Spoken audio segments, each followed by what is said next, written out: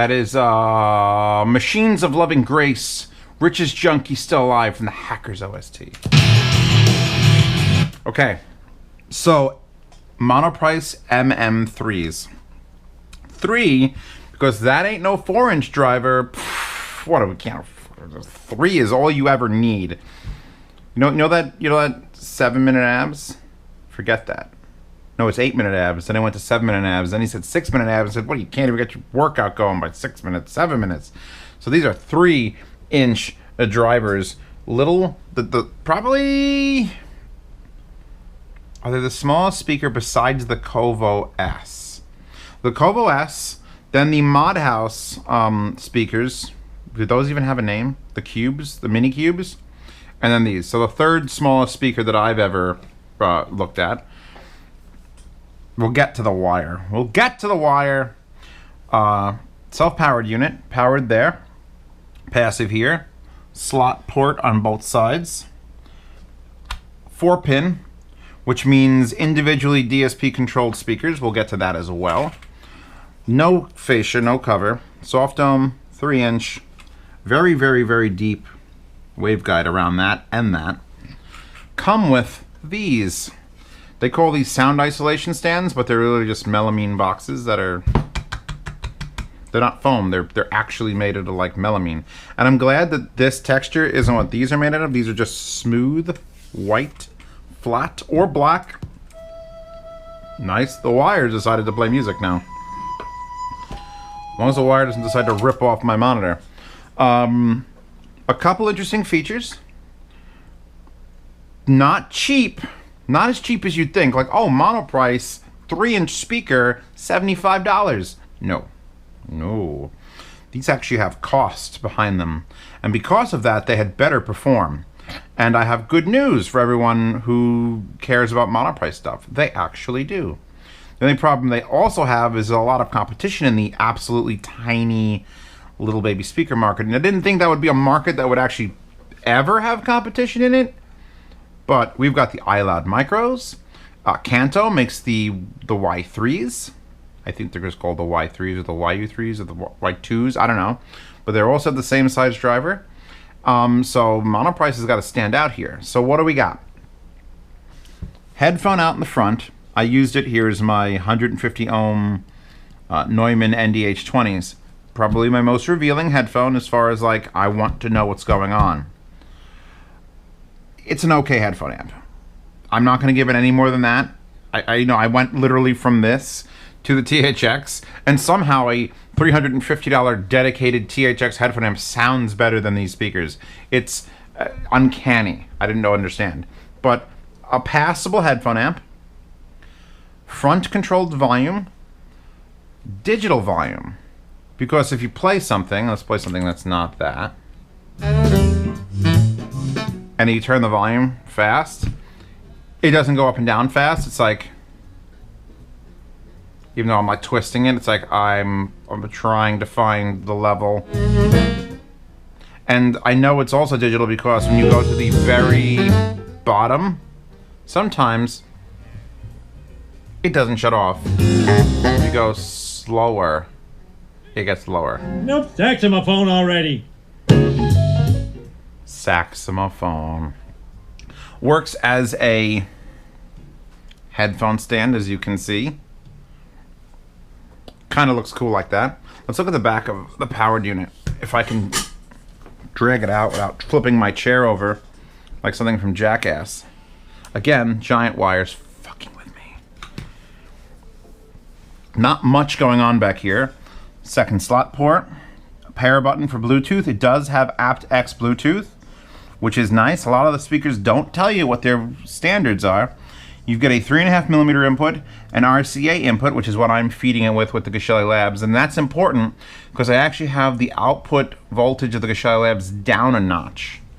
So 6 dB cut off because the front volume control was a little bit touchy. It was literally like quiet, loud, blow it up.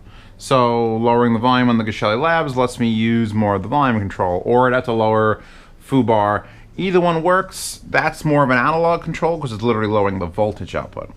Here's the connection to the other speaker. Here's your 24 volt, 2.5 amp DC input. There's a little, here's your little box. Isn't that cute? I wrote MP Mini Speak. Little green light. That's adorable. That's it. That's the tour. This doesn't have any other controls. There's no bass, there's no treble. It has Bluetooth, but no remote. It has a headphone out though, which is something that you don't get all the time. I think I'm done with the headphones for now. You could sit here, babies. Sit there till I need the sound demo. How do they sound, Zios? Dip in my pocket, cutting in half. It's 2 Gary Paytons. Don't ask, do the math. I did not expect these to sound this good. I expected them to be like, all right, they're going to be trying, and they're DSP corrected, but they're not going to be like really up there. And these, Still waging that war inside their head. The same. it's amazing what DSPs can do, because these speakers actually sound competitive with like bigger speakers. That's not quiet. That is. You think I'm going to get a copyright mark for that? I hope not. Paul McCartney. Oh God, Christmas? No Christmas.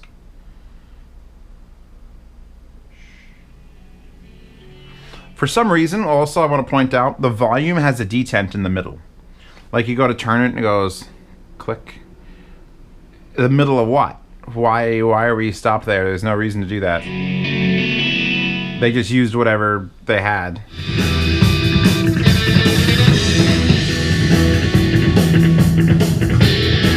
So now I'm able to go past half with the volume control. If I reset this, so that's the lowest output.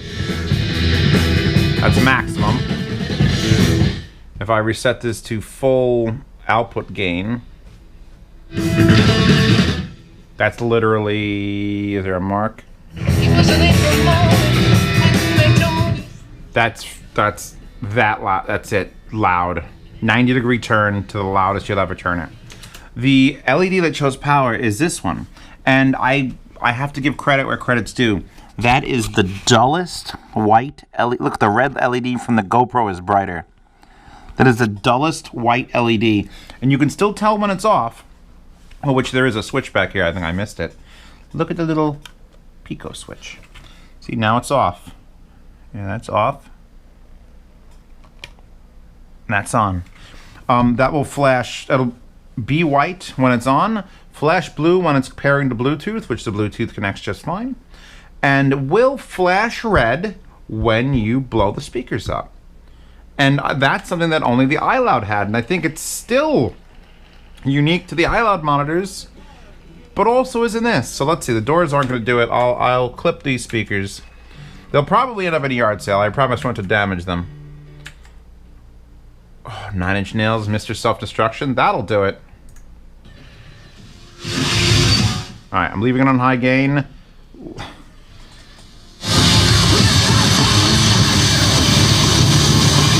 Red. There. My ears hurt, but it was worth it to show it flashing red when you fuck up. Because it's actually able to handle...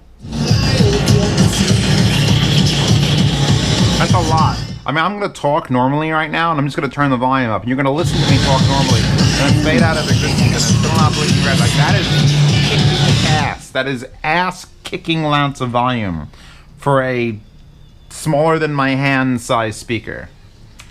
And it still stays. I don't know if that's on purpose. When you turn the volume down all the way, it doesn't mute. I like that feature. It's happened on a couple items where you turn it down, and it just keeps it at like 6% volume. Like, you could tell my source is still playing. There's no reason for it to go mute. You pause your source. So I'm wholly impressed by the sound that comes out of these. But I think the iLouds still sound better and go lower. They are a usually $300 set. If you find a break on them, they'll drop down to $200. And the other competition is, like I said, here, let's take a look at the Amazon page. Here they are. They come in black, white. They come with the stands. They come with the wire. They talk about going down to 55 hertz, which is fucking solid for a 3-inch. But the Kanto 2, they're just called the Kanto 2s, $220, so $20 more. The back has The volume on the back, which, why? This is a much better thing if you're using it for a desk. So, 1 point to Monoprice. The right and left channel are connected with a standard speaker cable. Now, this could probably be a point towards Monoprice again, because they're using full DSP correction of both drivers, where if you're using just a speaker wire from left to right, like all the Kanto units do, that means you're using a passive crossover like a normal speaker. But this wire is ridiculous. It's so thick and heavy, and I hate it. But and it could be super small. They're moving like, what, 40 watts over? You could use like 18 gauge wire, a little tiny one, and it would be so much easier. But another thing but now you want to give a point to the Kanto for sure, built-in DAC. No full-size RCAs, only a 3.5mm, built-in USB DAC, and a subwoofer out on that Kanto, and a bottom slot port. So no subwoofer out here, and no built-in DAC, which I'm almost okay with no built-in DAC, because at this sort of price range, you're selling me an entire pair of speakers, and you're going to put a DAC inside of it. I'm assuming the DAC quality is going to be shit. And the only reason that wouldn't matter is if the speakers are also shit, because you're not going to hear the difference between a good DAC and a bad DAC and shitty speakers. And the fact that this has a headphone in, I think the smart choice is don't add any sort of digital input. Bluetooth, obviously, you have to add on everything. Bluetooth has to be on everything. iLoud MTMs, although those are very special. And if you're going to have a headphone out and you really don't want to hear it get messed up, having someone put an external source is probably the better way to go. But sub out, which won't be a fancy sub out, it'll just be like a summed output. These are good though. These are quality. I'm going to lower that back down so I actually have the ability to raise the volume.